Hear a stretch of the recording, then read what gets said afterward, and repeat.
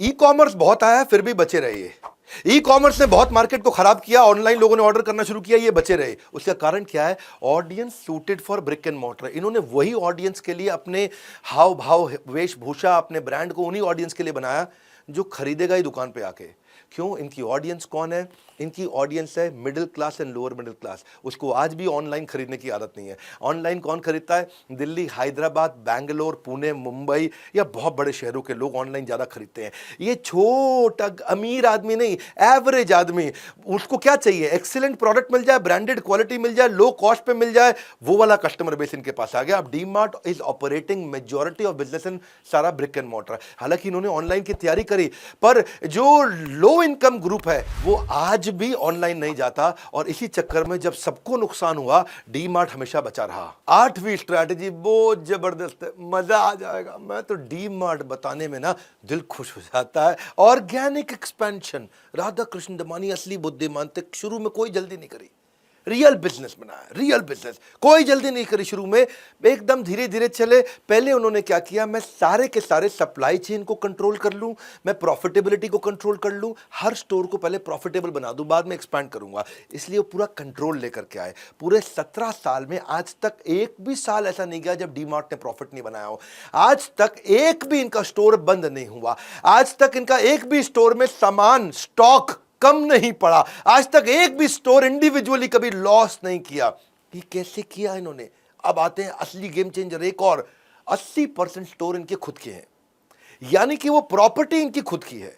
ये कोई भी स्टोर को शहर के अंदर नहीं खरीदते, थोड़ा बाहर खरीदते हैं, सस्ती प्रॉपर्टी पे खरीदते हैं, ताकि थोड़ा दूर तक आदमी आए। वो तभी आए जब वो बहुत सारा सामान लेना हो उसको। ये भी इनकी स्ट्रैटेजी है। गली मोहल्ले की दुकान है तो आदमी पास में थोड़ा सा ले आता है, इनके पास जब आता है सस्ता देखता है, दूर तक आता है, बहुत ज्यादा लेता है। मुद्दा क्या है? ये कर्जा नहीं लेते तो इनके फाइनेंशियल स्ट्रांग होते हैं। अब इनकी प्रॉपर्टी खुद की है तो वहां रेंट नहीं देना, रेंट नहीं देना तो रेंट का आउटफ्लो नहीं होता। इतना बड़ा एरिया उसका रेंट नहीं जाएगा तो कैश फ्लो इनका मजबूत रहता है। और यही सारे पैसे को ये अपने स्टोर को दोबारा खरीदने में इस्तेमाल करते हैं। सबर्बन एरिया में है, जमीन सस्ती पड़ेगी। जिन दिनों 2002, 3, 4 में प्रॉपर्टियां सस्ती थी, तब शुरुआत इन्होंने करी थी।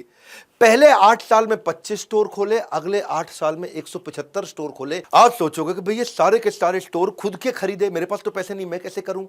सीखने की बात है। मेरे चैनल पे आए हो, सीखोगे आप। ऐसे समझो कि अगर राधा कृष्ण दमानी को स्टोर खोलते हैं और खोलने में 3 लाख रुपए लगता है, तो उन्होंने पहला स्टोर 3 लाख रुपए लगा के खोल लिया, और हर साल वो स्टोर 1 लाख रुपए बचा के देता है मुझको। तो पहले साल उस स्टोर से 1 लाख मिला, दूसरे साल 1 लाख और मिला, तीसरे साल 1 लाख और मिला, तो 3 साल के बाद जाके इनके पास 3 लाख रुपए फालतू बचे। तब जाके इन्होंने दूसरा स्टोर खोला, क्योंकि अब 3 लाख रुपए बचे। नया स्टोर खोलने में 3 लाख लगते थे। अब टोटल कितने हो गए जी? 2 हो गए पहले साल में, फिर 3 साल के बाद 2 स्टोर हुए, आराम से खोले।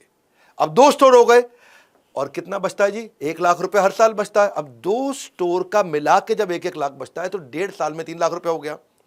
अब 1.5 साल के बाद इनके 3 स्टोर हो गए, क्योंकि पैसा बचाते थे फिर नया लेते थे। अब 3 स्टोर है, हर साल एक स्टोर 1 लाख देता है। तो अब एक ही साल के अंदर जब तीनों ने 1-1 लाख दिया तो 3 लाख रुपए हो गए, तो खुल गया इनका चौथा स्टोर।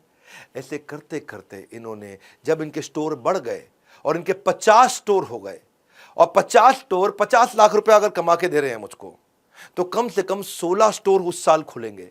इसीलिए इनके शुरुआत में इन्होंने कम खोले, बाद में इन्होंने बहुत तेज खोले, क्योंकि जो पैसा कमा के लेके आते थे उसी से खरीद लेते थे। तो ना बाद में हमारे को देना है किसी को रेंट, और ना बाद में किसी को लोन का देना इंटरेस्ट। इससे हो गया ऑर्गेनाइजेशन और मजबूत। ये जानते थे कि over a period of time growth आएगी, तभी तो 2002 के बाद 2017 में आईपीओ लॉन्च किया। शुरू में नहीं किया, पूरी वैल्यू बिल्ड करी। यही बात है कि जब 2009 की में इसकी जो सेल्स थी वो केवल 600 करोड़ थी, और आईपीओ के टाइम पे ये 12,000 करोड़ हो गई। 2009 में इनका प्रॉफिट खाली 5 करोड़ था, आईपीओ के टाइम पे ये 500 करोड़ हो गया। ये है वैल्यू बिल्ड करना अपने बिजनेस के अंदर। फंडामेंटल